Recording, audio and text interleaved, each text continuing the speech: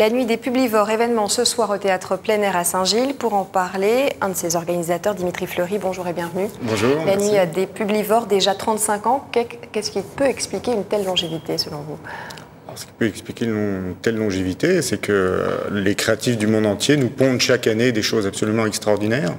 Et on a un programme de plus de 300 publicités du monde entier qui se renouvelle chaque année.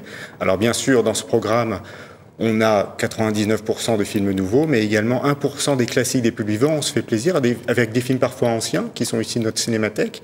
Et aussi, peut-être, 0,5-1% de films tellement nuls, enfin tellement navrants, qui sont parfois géniaux, qui sont très kitsch, tout simplement. Et dans ce panel de publicités possibles, comment procédez-vous pour sélectionner les pubs qui vont être diffusées? Alors chaque année, on reçoit à peu près 20 à 25 000 publicités de 800 agences à travers le monde avec lesquelles on est en contact permanent. Sur ces 20 à 25 000 films, on passe à peu près 3 mois à les sélectionner. Et là, le cru de l'année, c'est à peu près 300 à 400 publicités.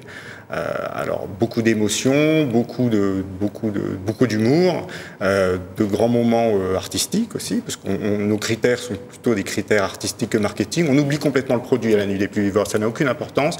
On voit vraiment le côté cinématographique de la publicité, et c'est ça qui fait que c'est un spectacle qui, je pense, transmet beaucoup d'émotions qu'on partage entre amis en y venant. La meilleure pub, le meilleur scénario, selon vous, sans donner évidemment de marque, peut-on connaître votre préférence? La meilleure pub, c'est pas forcément une pub qui vend bien un produit, puisque le côté marketing n'a donc aucune importance. C'est, je pense, une pub qui raconte une histoire, tout simplement. Une pub qui transmet des émotions. Voilà, des émotions positives évidemment, parce que quand on voit l'actualité, effectivement, ça fait beaucoup de bien de voir des choses rigolotes, et des choses exotiques, et des choses artistiques. C'est un voyage, la nuit des publivores. C'est un voyage à travers 50 pays qui sont autant de coutumes et de cultures. Sifflet ou applaudissements, le public réagit-il toujours de la même manière en fonction des sites où se jouent les publivores? En général, oui. Alors peut-être en Chine où là c'est quand même beaucoup plus calme. Et curieusement, en Chine, on a un public d'abord très jeune.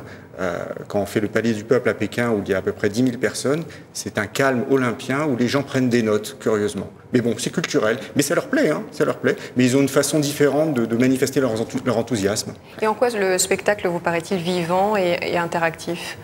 Là, à la nuit des publivores, on encourage le public vraiment à s'exprimer. On ne reste pas passif devant son écran comme on le ferait devant la télévision ou l'ordinateur. Là, vraiment, c'est quelque chose, c'est un grand moment de partage. Voilà, on vient entre amis pour faire la fête. On réagit aux pubs qu'on voit. On est vraiment encouragé à siffler si elles ne nous plaisent pas, à applaudir, à rigoler. Bref, c'est vraiment un spectacle très très vivant. Votre événement fait-il l'apologie de la publicité? Non, pas dans ce sens-là. C'est vraiment, ça fait plus l'apologie de la créativité, voilà, sous toutes ses formes. Est-ce que vous dites trop de pubs à la télé, à la radio, dans les médias, sur Internet? Trop de pubs, disons que c'est la répétition qui agace les gens, je pense. C'est vraiment le matraquage. Et effectivement, il y a la qualité des publicités qui ne sont pas forcément au rendez-vous.